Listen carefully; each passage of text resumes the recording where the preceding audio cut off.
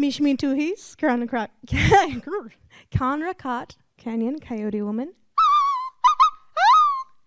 I am daughter of Anne Marie Sayers, tribal chairwoman of Indian Canyon Nation, also known as the Indian Canyon Mutsun Band of Costano and Ohlone people. I recognize that I am a privileged, blessed California Native woman who is able to say that she has always been raised and has always lived on the land of her ancestors.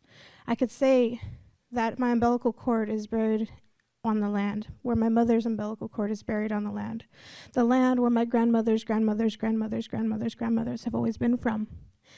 And I recognized that I am blessed and so very lucky to be raised in a tribal and intertribal community, as well as having opportunities of international culture sharing opportunities. And that being said, that's how those communal values and opportunities have been shared. Some of my aunties and elders and community members have not had that luxury. And many of us are connecting to our culture. And there are times where we are in the position of representing entire communities. I myself can only speak for myself. And there are times I am given the opportunity to speak for my family. And there are other times that I get an opportunity to speak about Indigenous perspectives. But I don't speak for all Natives or Indigenous peoples or First Nations peoples, or how my uncle says he is a proud American Indian. I don't like that term, but I will respect my uncle, how he identifies. So I can't speak all you Natives.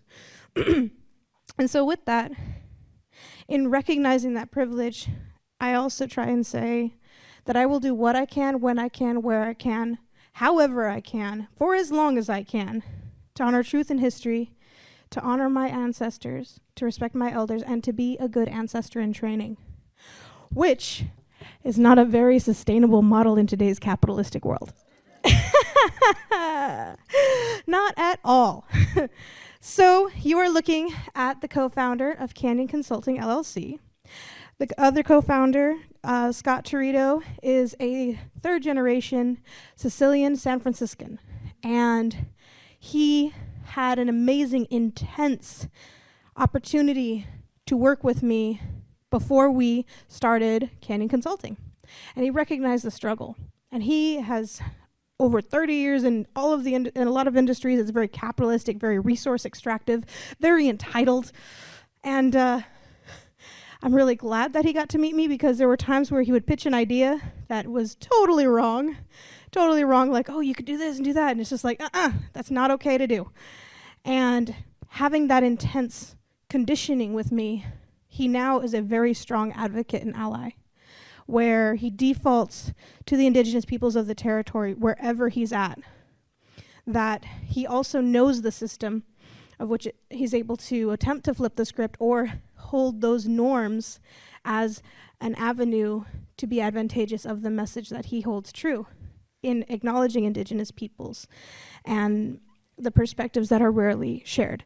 And so, as a CEO that is very unfamiliar with the capitalist model of adulting, I do offer cultural competency trainings and Indigenous insights and decolonization workshops. What I really want to do is educate the educators.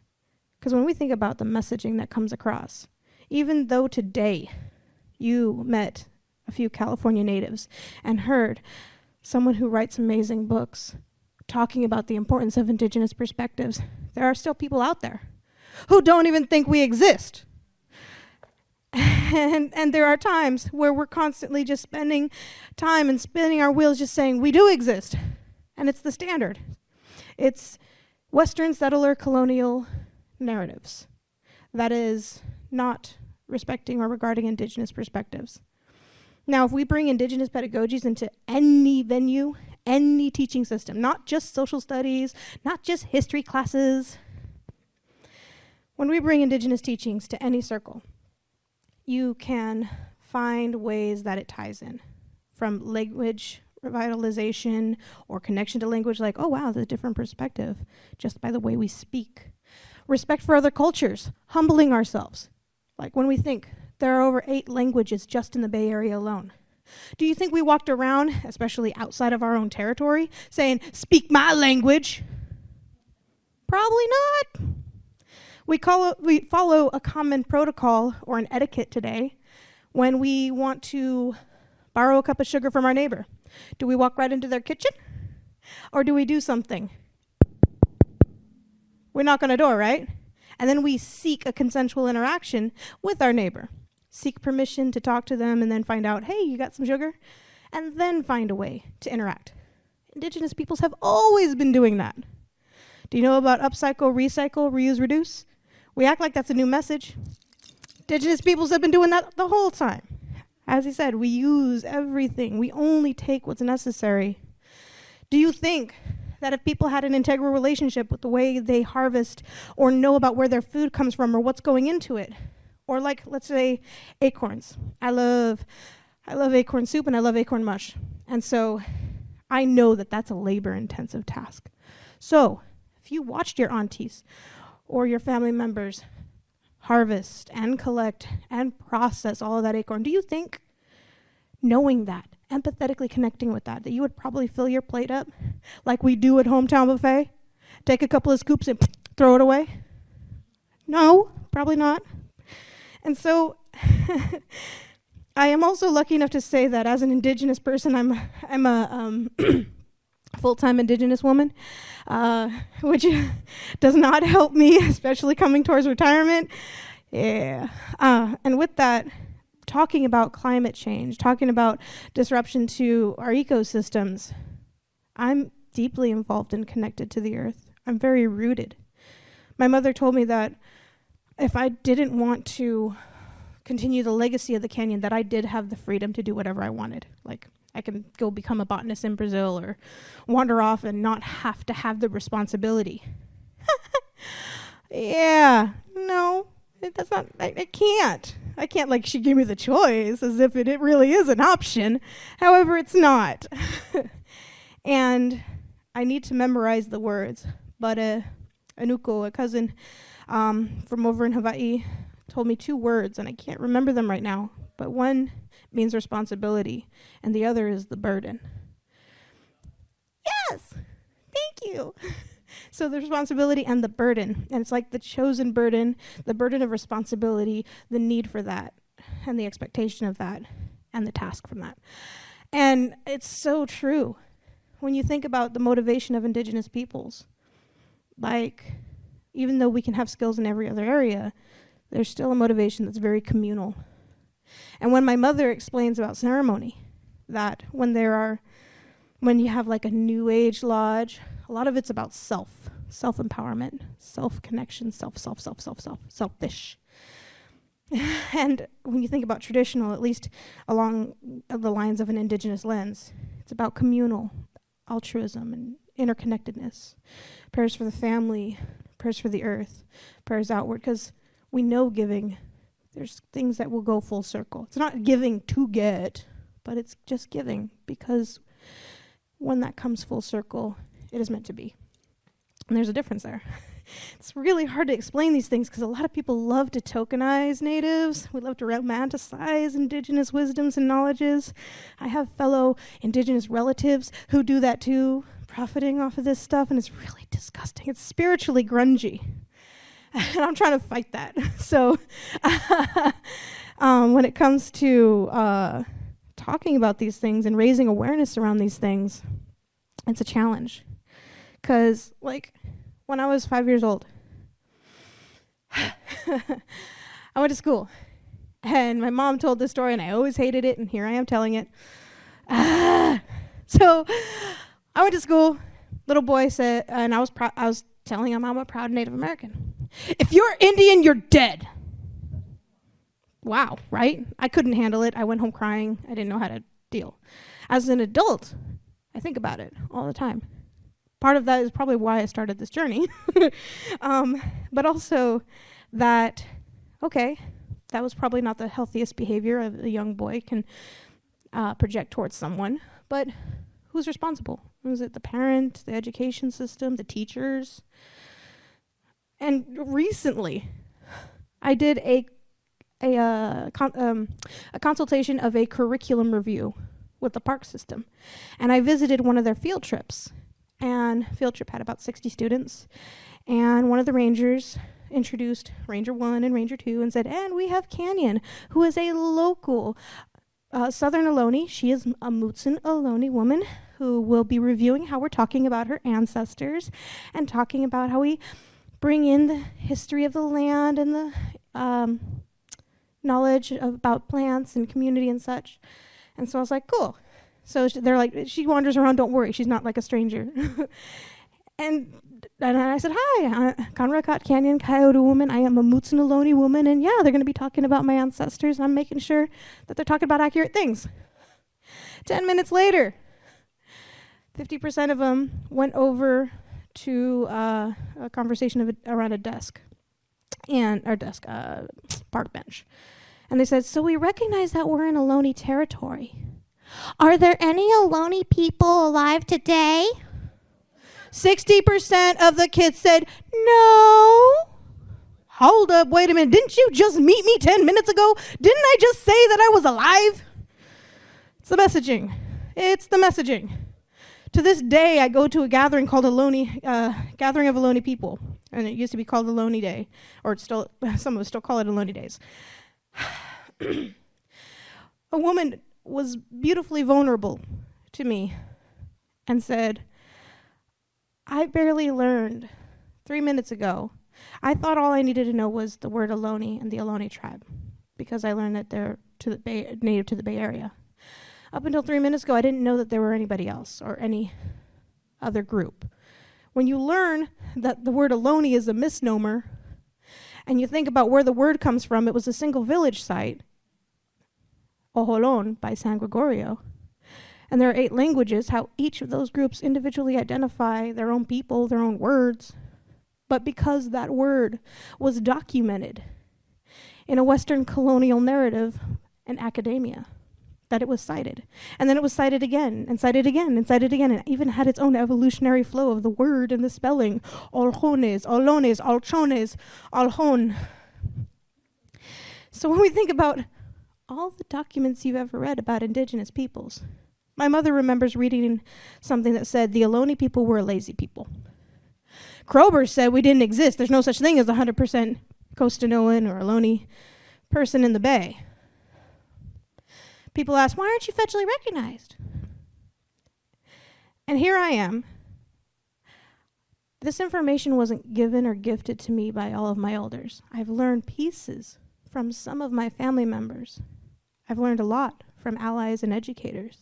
And I've connected with knowledge from documentation. However, I do consider when it's documented, when it was, who wrote it, and how I should consider how I'm interpreting it. Because sometimes different writers have different bias. And so people try and look to me like I'm an authority of something. And I'm sitting here like, no, I had to do my work. What about you? And when we think about, well, on my website, I created this. I got so excited when I learned how to make a mini zine. But I realized, I was like, oh my gosh, once I learned how to fold a mini zine, I was like, I could provide the basic data, just the fundamental data of the stuff that's kind of like rudimentary to me, but the stuff that I'm always caught repeating. When I meet someone new and they don't know about Ohlonies, I tell them. I'm sitting here like, if I have innovative thought processes, if I have opportunities to tap into my energy and my creative flow, I want to be doing stuff that's awesome and amazing, forward thinking and going other directions. If I'm constantly ball and chain being pulled right over here to help catch everybody up, saying the same thing over and over and over and over again, when am I ever going to go to the table to start being creative and innovative?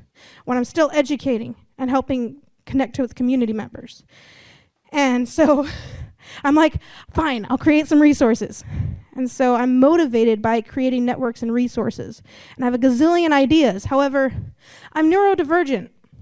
So dyslexia, ADHD, and an active native committed to doing so many things and all the things that I recognize that I am not a project sustainer.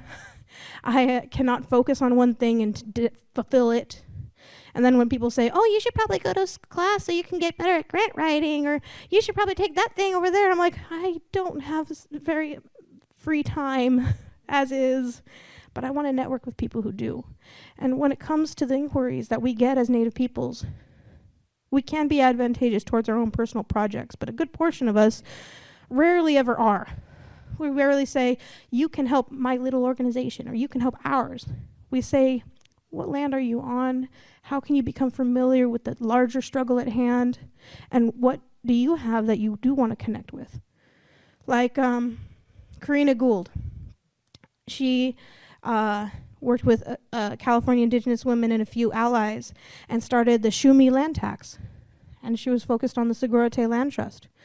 And with that, you can volunteer 1% of your property tax to contribute. And I believe it's tax deductible. And with it, it helps indigenous peoples buy their land back, at least in the East Bay territories. And I'm like, more natives need that. Like, all of the natives in each territory that handles their stuff needs that. However, they need capacity. I can't go and start that because I'm not familiar with that, navigating that. So, like, becoming familiar with history of the land is one step, because that you can be responsible for your own self. And then, how do you help? You do seek relationship with the indigenous peoples of the lands. Because wherever we are, we might have different people. Some of you may have had a chance to travel from Hollister, Watsonville, or San Jose, or North Bay, or South Bay, Esalen Territory, Salinian Territory, Chalon, Mutsun, Esalen, I'm naming stuff and I can't remember all the stuff because, only so much room. But with that, also what can you do? Like, what do you want to do? And so I've actually learned a whole lot from allies, because I recognize that I don't walk a walk where I'm living on occupied and stolen lands of indigenous peoples feeling some sort of way, recognizing that I did not commit any crimes against indigenous peoples. However, I benefit from the privileges and access and availability of these opportunities that I'm present in. So from allies, I've learned so very much, and it's really beautiful, because I as a Native can be like very angry and like yelling at an agency saying, you need to include indigenous perspectives, you need to include indigenous perspectives. And here an ally is. One, they could hear the conversations and enter those spaces. But two, they could talk about the struggles that they had in learning these things, and also tips and tools and ways to navigate it, saying, I didn't know that we were on occupied Native land, and I did make a mistake in wanting to bring indigenous perspectives, but I brought an Apache Native to speak at an event, and I realized, oh my gosh, we're not even in their territory, or something of the sort. And then what does it mean to learn how to walk respectfully in these places and spaces in today's post-colonial settler society? And I've just been blessed to have the opportunities to encounter. So opening a space. Opening space is one really strong way. Empowering our community to speak these truths, be it allies or indigenous community. Because I would not be speaking the way I do had community members like Stan, like Greg, and other community members opened venues like this. So I thank you, and thank opportunities where we can speak like this. And so I'm just really excited about all of these amazing things. And when it comes to climate, I'm part of a lot of circles that are talking about this, and I'm just sitting here like, talk to the Native peoples, connect with us, listen to us. And it does start with history, language revitalization, connection to community, humility. My mother taught me ethical and sustainable harvesting methods, honor the life lived and the gift that's given. I talk to third graders. I say, how many of you are omnivores? How many of you are vegetarian or vegan? Did you know that you have to take a life to sustain your own? And when you take a life, are you recognizing it? It's okay to do so. However, in what ways are you acting accountable or reciprocal to that living system? Or recognizing that if we start strengthening our ability to recognize our radius of awareness is so very small to our radius of impact, and those should be switched, we have to think about that. And those are steps we all can take. I love pineapples. However, I recognize the petroleum industry, transport, the people that are harvesting and collecting. Think about all these things. I'm not able to walk my walk fully yet, but I am trying to. But I am only one person. But if we all took these considerations to walk in a good way, to think about how our actions impact not only ourselves, our communities, but the next generations, we can go forward in a good way. So I want to invite our panelists up so we can have a beautiful Q&A. And I want to tell you, come on up, guys. I want to tell you about this awesome thing while everybody walks up. Or I'm just going to hold this up.